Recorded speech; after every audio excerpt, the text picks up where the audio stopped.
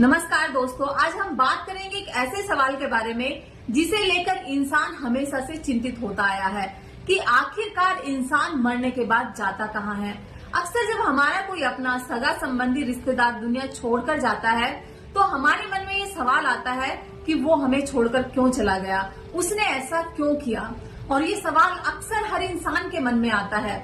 तो आज इसी सवाल का जवाब हम ढूंढेंगे भगवत गीता के ज्ञान से। भगवत गीता के अनुसार सबसे पहली जो बात समझनी जरूरी है वो ये कि इंसान का शरीर मरता है, आत्मा नहीं।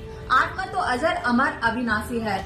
भगवत गीता में भगवान श्री कृष्ण अर्जुन से कहते हैं कि आत्मा ना कभी जन्म लेती है और ना कभी मरती है। आत्मा परमात्मा का अंश है और इसीलिए वो अजर अमर अविनाशी है। गीता के अनुसार शरीर एक वस्त्र की तरह है जिसे आत्मा धारण करती है, और जब शरीर पुराना हो जाता है, अपना काम पूरा कर लेता है, तो आत्मा उसका त्याग करके नया शरीर धारण करती है। जिस तरीके से हम पुराने वस्त्रों को त्याग कर नए वस्त्र पहनना पसंद करते हैं। गीता में कृष्ण कहते हैं कि जिसे हम मृत्यु कहते हैं वो केवल शरीर का अंत है, आत्मा का नहीं। अब सवाल ये उठता है कि जब शरीर मरता है तो आत्मा शरीर से निकलकर कहाँ जाती है, वो कहाँ रहती है, उसका कहाँ वास। गीता के अनुसार आत्मा नया शरीर धारण करती है। अपने अपने कर्मों के अनुसार अगला जन्म होता है।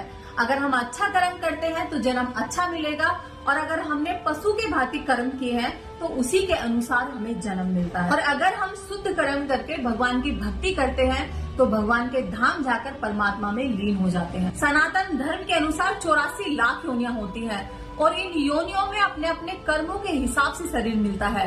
और इस तरीके से जन्म और मृत्यु का चक्र है जिसे हम संसार कहते हैं। इस जन्म मृत्यु सुख दुख के चक्रव्यूह में हम तब तक फंसे होते हैं जब तक आत्मा अपने कर्मों का फल भोगकर मोक्ष प्राप्त नहीं कर लेती। जिसे हम मृत्यु समझते हैं वो मृत्यु नहीं, एक नई शुरुआत होती है एक नए शरीर के साथ। अब यहाँ एक और बड़ा सवाल उठता है, क्या हर किसी का पुनर्जन्म होता है? भगवत गीता के अनुसार जब इंसान अपने कर्मों से मुक्ति पा लेता है, भक्ति और भाव से भगवान के चरणों में समर्पित हो जाता है, तब उसे मोक्ष की प्राप्ति होती है। मोक्ष का मतलब होता है कि जन्म और मृत्यु के चक्रव्यूह से बाहर निकलकर परमात्मा में लीन हो जाना। कृष्ण कहते हैं कि जो मुझ में लीन हो जाता है उसका पुनर्जन्म नहीं होता, उसे दुखों का सामना नहीं करना। गीता हमें सिखाती है कि हमारा अंतिम लक्ष्य मोक्ष प्राप्त करना है, भगवान के धाम जाना है, जहां हम जन्म मृत्यु के चक्रव्यूह से बाहर निकलकर परमात्मा का साक्षात्कार कर सकते हैं। और इस सफर की शुरुआत हमारे अच्छे कर्म और भक्ति से होती है। तो दोस्तों, ये था भगवत गीता के अनुसार मृत्यु के बाद आत्मा का सफर। और वीडियो देखने के लिए चैनल को जरूर सब्सक्राइब करें, वीडियो को लाइक करें और ज्यादा से ज्यादा लोगों को शेयर करें। मिलते हैं नेक्स्ट वीडियो के साथ में, तब तक के लिए जय श्री कृष्णा।